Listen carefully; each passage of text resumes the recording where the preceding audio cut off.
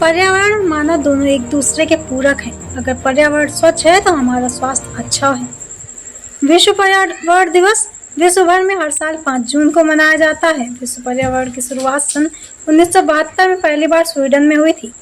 पर्यावरण प्रदूषण कई क्रम से फैलता है, जैसे कि दिन पर दिन कम होते पेड़ पौधे हमारे स्वास्थ्य पर बुरा असर डाल रहे हैं। पर्यावरण, जलवायु, स्वच्छता, वृक्ष जलवायु को मिलकर बना है। मनुष्य द्वारा अपनाई गई इन आदतों का भुगतान प्राकृतिक आपदाओं द्वारा किया जाता है।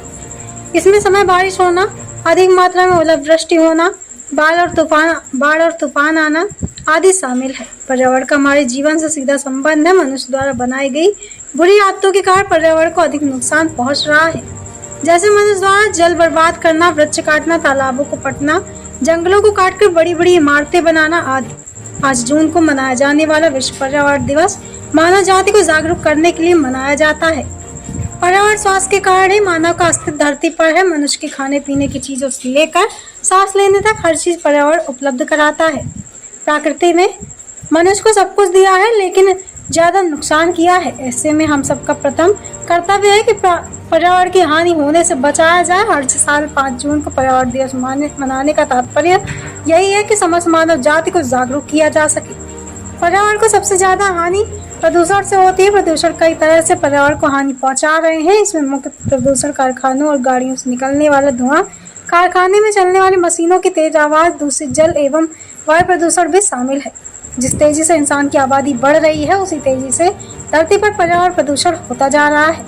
बढ़ती आबादी के कारण जंगल तेजी से साफ होते जा रहे हैं। जंगलों की जगह ऊंची ऊंची इमारत ने ले लिया है। जीव जंतु को पनाह देने वाले जंगल रोजाना हजारों की तादाद में काटे जाने, जिसके कारण वायु प्रदूषण बढ़ता जा रहा है।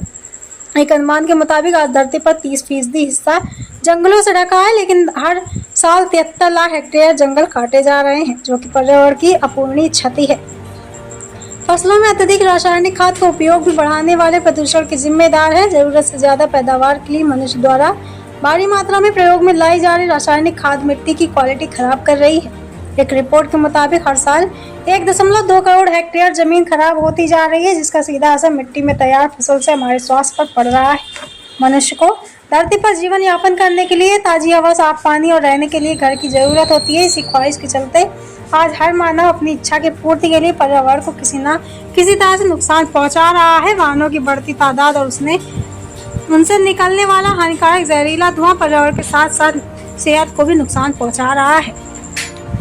वाहनों से निकलने वाला धुआं पर्यावरण द्वारा उत्सर्जित किया जाता है, जो कि स्वास्थ्य के लिए हानिकारक है। आजकल डिस्पोजल की प्लेट, एक ग्लास और अन्य कई तरह की चीजें चलन में है। प्लास्टिक बैग, पॉलीथीन और अन्य कई तरीके की प्लास्टिक मानव द्वारा प्रचलित है, जिससे वातावरण को अत्यंत हानि होती है।